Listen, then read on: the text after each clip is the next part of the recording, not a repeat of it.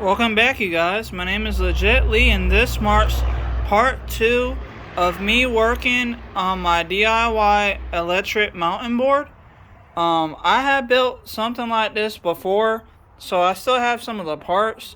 So right now I have this steel that I got from Lowe's a long time ago, and I use my grinder tool that uses a metal cutting bit, and I cut out a piece that's supposed to match up.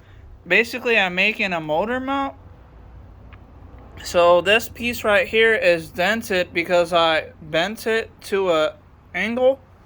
It's supposed to use a M8 bolt that attaches to the truck.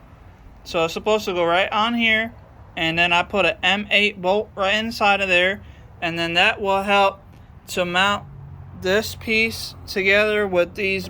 I have some nuts that go onto this part. So let me just see right there. So it goes in there just like that, and it mounts, well, it's this way. So this mounts downward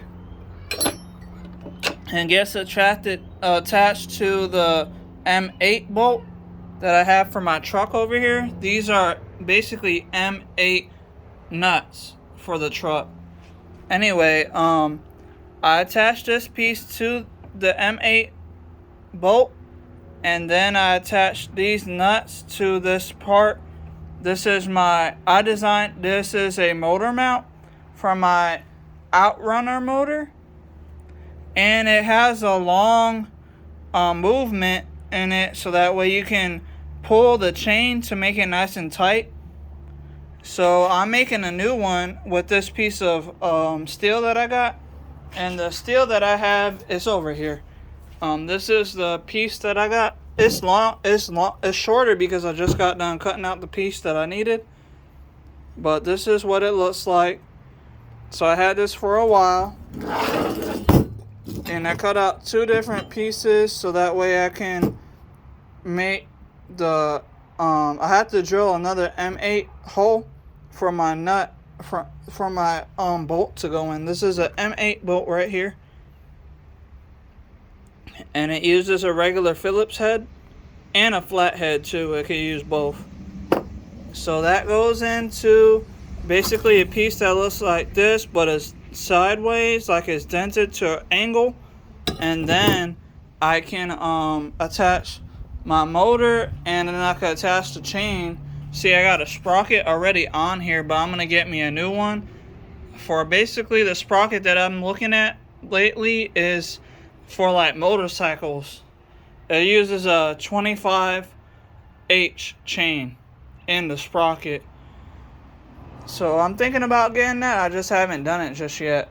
But right now I'm using my angle grinder to help get my longer adjustment for the motor. So I drilled out 2 holes to make sure that I knew exactly where I was going to be placing the motor mount at, or the motor, and to be able to adjust to tighten up the chain. This is basically me making a belt tensioner. Anyway, I'm going to finish cutting out these long pieces. They're longer because I'm using my angle grinder to mount where the holes need to be at. And I even used a Sharpie. I have a fine tip black Sharpie here to make sure that I mount exactly where I cut exactly where this length is, to help with me mounting the new my new motor mount basically. Anyway, I'm going to pause the video. I'm going to cut the rest of the areas that I need to. I need to probably drill another 2 holes into this part. This is where the motor shaft goes into before I attach my gear for the chain. So I need to cut this part out, because this is for where the motor actually attaches to the motor mount. So it attaches here in these lines on this side and this side.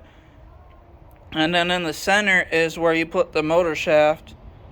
And then once all that is put in there and then it's bolted down to the motor, then I can put my sprocket onto the motor shaft. So I'm going to pause the video really quick and then drill 2 holes here and use my angle grinder to finish doing this length for the belt tensioner or the motor tensioner for the chain. So give me a second.